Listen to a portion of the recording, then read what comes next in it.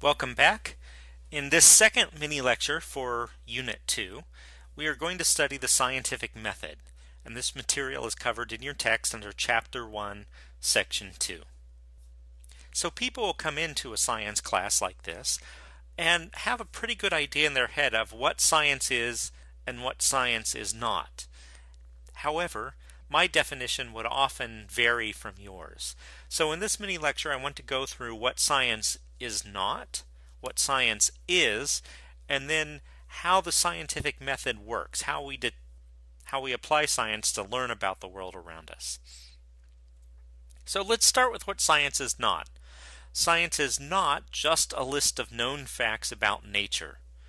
That's often what it seems like, especially in elementary and middle school and even into high school, where you are expected to memorize a bunch of facts and regurgitate them, and if you know them all, then the state says, congratulations, you've learned enough science to graduate from high school. Facts are certainly a part of science, but it's not the be-all and end-all. If all science was a list of facts, it'd be pretty darn boring. Science is also not a list of math equations, either handed down from ancient times or dreamed up by somebody while having too much coffee late one night.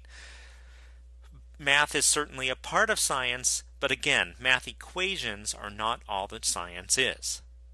And finally, science is not a set of laws or rules that were discovered by people long ago, and we keep them hidden away from the general public and we trot out little bits of it as we need it. That's not what science is. It's not just a set of laws.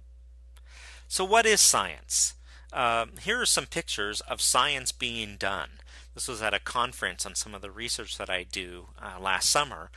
And what you notice is that we're not all dressed in lab coats. We're not all dead white males. Of course, we're not dead. So what are we doing in these pictures? What are we trying to do that we would call science? Science is a process. It's not any one thing. It's a process that's trying to understand the rules and laws of nature. Underlying tenet of science is that nature is understandable and obeys certain rules, and we in science are trying to learn what those rules are. We don't know them all. We're nowhere close to knowing them all. And so that's part of the fun. That's the part of discovery.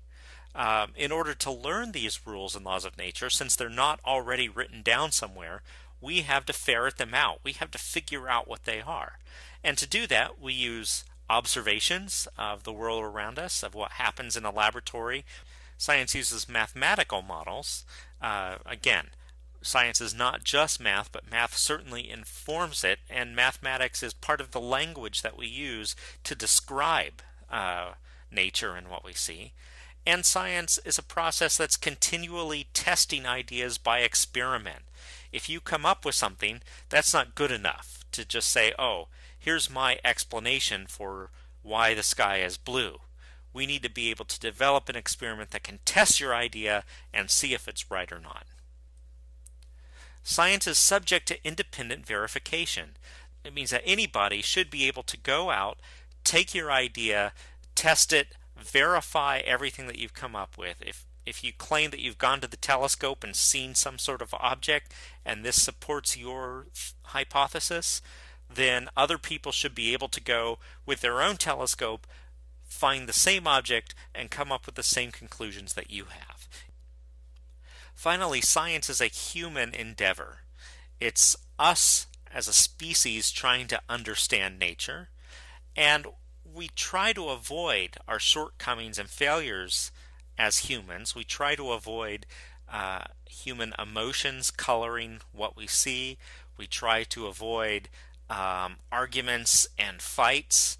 But in the end, these things still happen. As you see in the pictures on the right, these are all people who are all getting together to try and find out what's going on in the world. And anytime you have people doing this, humanity comes into play. Things that are not science or non-scientific ideas are not necessarily wrong. They are not necessarily bad. These are just things that cannot be tested with the scientific method. So for example, an opinion. Lady Gaga is a better showman than Madonna. that's an opinion. Different people will uh, have different ideas about this, and some may say, well, neither of them are very good. Some may say, oh, they're both fantastic, I can't tell who's better. And you could have long arguments presenting evidence, but in the end, you will not be able to come to a single conclusion that everyone will agree with and everyone will come to the same conclusion given the same facts. Murder is wrong. That's something that I think everyone might agree with. Scientifically, can you prove that murder is wrong? What does it even mean to be wrong? This is something that's not a scientific statement. It's not a bad statement. It's not a wrong statement. It's just something we cannot test with science.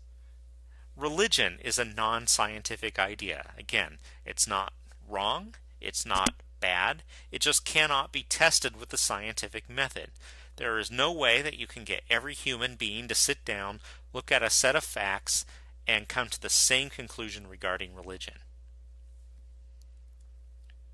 Mark Twain's writings are more satirical than Jonathan Swift's. Now, here, someone in literature may begin to claim, well, you can quantify satire, perhaps.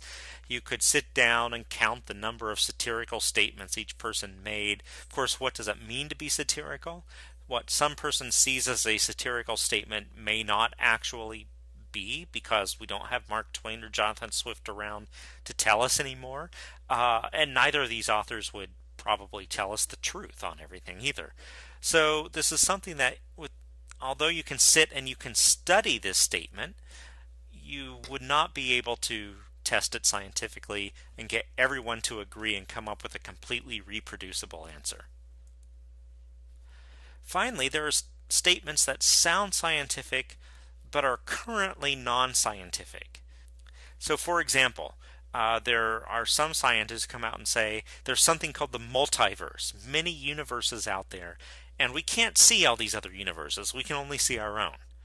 If we have no way to see or detect these other universes, then we cannot test this idea with the scientific method, at least not yet. Perhaps in the future someone will be able to develop a test that we can use, but right now we do not have that.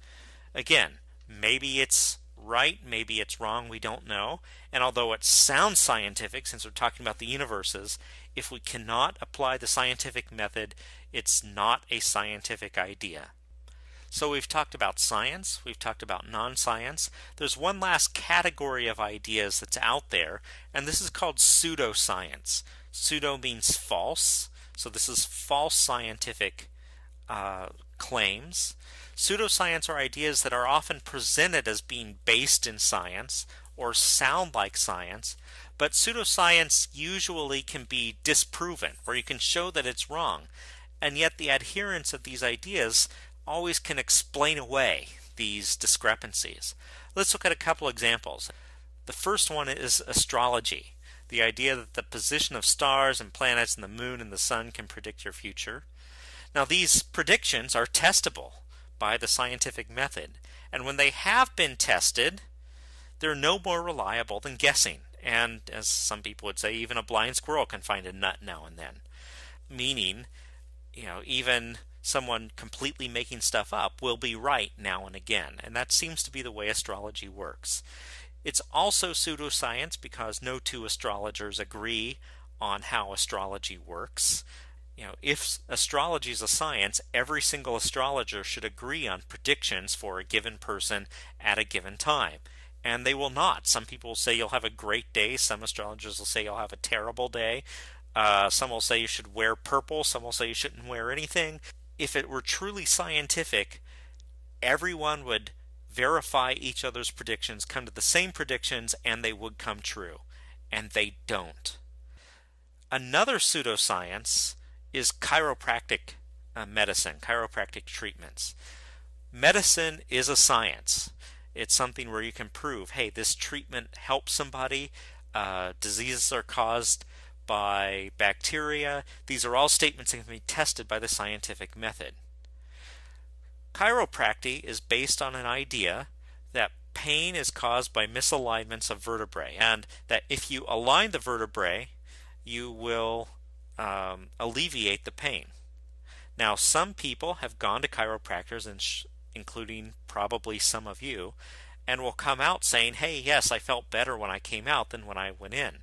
But that is not a mathematical scientific measurement of whether or not the chiropractor helped you, whether or not they fixed a real problem. Here's a testable prediction that the pain is caused by misalignments of the vertebrae, and those misalignments inhibit nerve signals. Well, we know how to measure nerve signals. Now, you can pinch nerves, and that can cause pain.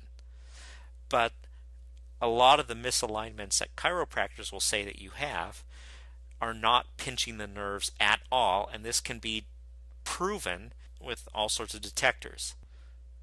Americans spend $44 billion a year on pseudoscience. That's more money than the National Science Foundation and the National Institutes of Health receive combined every single year. Pseudoscience is often very difficult to tell from true science. How can you tell if something's good? Well, if you are sitting there reading it yourself, you may not know if something is good science, non-science, or pseudoscience. Probably your best bet is to find an expert in the field. So back to the scientific method. You've probably been taught that in science classes in middle school or high school that there is this thing called the scientific method, and it has these steps: observation, hypothesis, prediction, test, modification, go back again, do it all again, do it in this order. It's true that the scientific method includes these steps, but science often does not proceed in a nice linear fashion from the top all the way to the bottom and then back to the top again and all the way down through. The process often winds back and forth between these. I'm not going to ask you to memorize these steps here, what they all mean and what order they go in, because that's not the way it works. However, these are all ingredients in science. Let's look at some of the most important parts of the scientific method. One of them is a scientific hypothesis. A scientific hypothesis, it's an educated guess. It's a conjecture. It's not pulled out of thin air, but you take observations and you say, I want to explain why the sky is blue, and you take everything that you know that's scientific and try and explain it and come up with an idea. And a hypothesis can be tested and can be proven false. If it cannot be proven false, then it is not scientific. Examples of scientific hypotheses: there are no black swans. This is something you can go test. If you go and you find a swan that is black, you've proven it false. You can survive a fall from big heights if you jump onto a mattress. This was done on Mythbusters last season. And again, it can be proven false by an experiment. Another scientific hypothesis would be if you have a DeLorean and you drive at 88 miles per hour, and while it's going that fast, you shock it with 1.21 gigawatts of electricity, you can travel in time. This is something you could do. I'm not suggesting that you do drive at 88 miles an hour through a lightning storm, but again, this could be testable, and if you did it and you did not travel in time, you would be proving this false. A good hypothesis explains both what we know and enables us to predict a new phenomenon, something that can be tested, that we're not just explaining what we already know, we're being able to produce new ideas that we can go and test. A good example of this is Einstein's theory of relativity. When Einstein developed this theory, it explained how the planets orbit the sun, but Newton's law of gravity already did so. So just that explanation alone is not a reason to test the hypothesis. One thing it did was Einstein's relativity explained some oddities in Mercury's orbit. Mercury's orbit almost follows what Newton's laws predict, but not quite. Relativity is able to explain those oddities. However, we are using relativity to explain something we already see, even if we can't already explain it. And while that's good that it can explain something that we already knew was not fit by other things, we'd still like it to make new predictions that are totally different that we can go and test. So one thing that relativity predicted was that the sun's gravity should bend light by a reasonable amount, a measurable amount.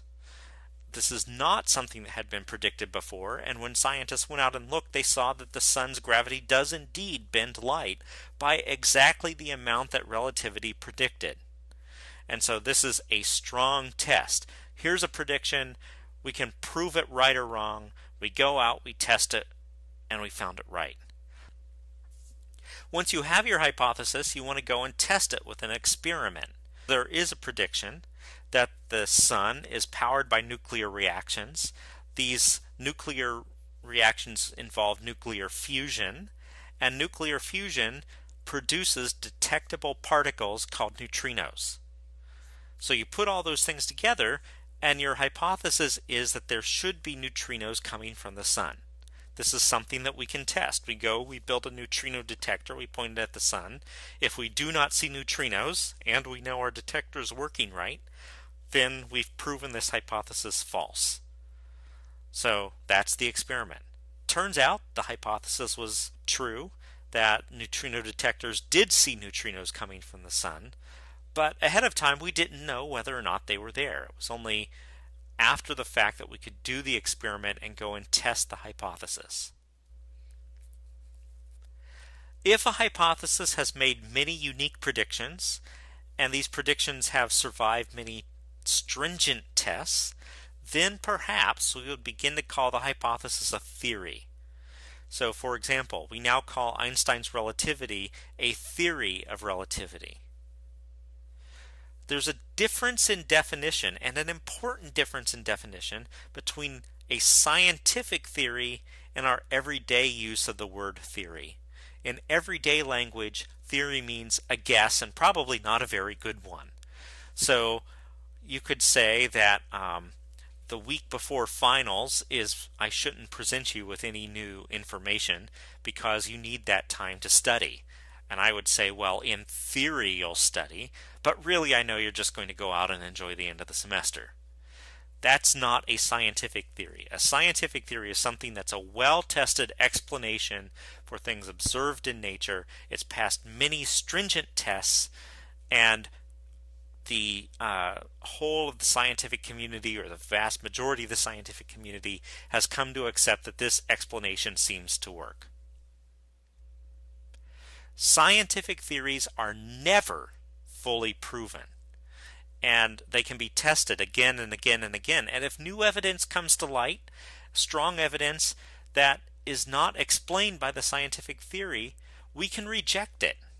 A good example of this is Newton's theory of gravity. It was an accepted theory for 250 years for how gravity worked. It explains well why the moon goes around the earth, why the earth goes around the sun. We still use Newton's theory of gravity to send space probes to other planets.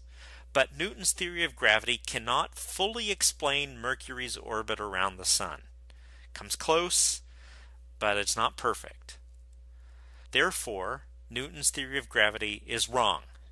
So Einstein came along, stuck out his tongue at Newton and says, ha ha, my idea is better. And it is better. Einstein's theory of relativity could explain Mercury's orbit. It could explain all the other stuff. You can use Einstein's relativity to explain why the moon goes around the earth, how spacecraft get to other planets. It's really complicated, so that's why we use the Newton's theory that's pretty close. But Einstein's theory has made lots of testable predictions that Newton's theory cannot. So this is our summary. The scientific method is a process. It flows back and forth between what we observe about the world around us, ideas about how everything's working, and testable predictions and experiments that test these ideas we've come up with. A scientific hypothesis, that's our proposed explanation. It has to make predictions that can be proven wrong. Perhaps they are not wrong, but they must be able to be proven wrong. Then, if a hypothesis survives lots of testing, it can sometimes be called a theory.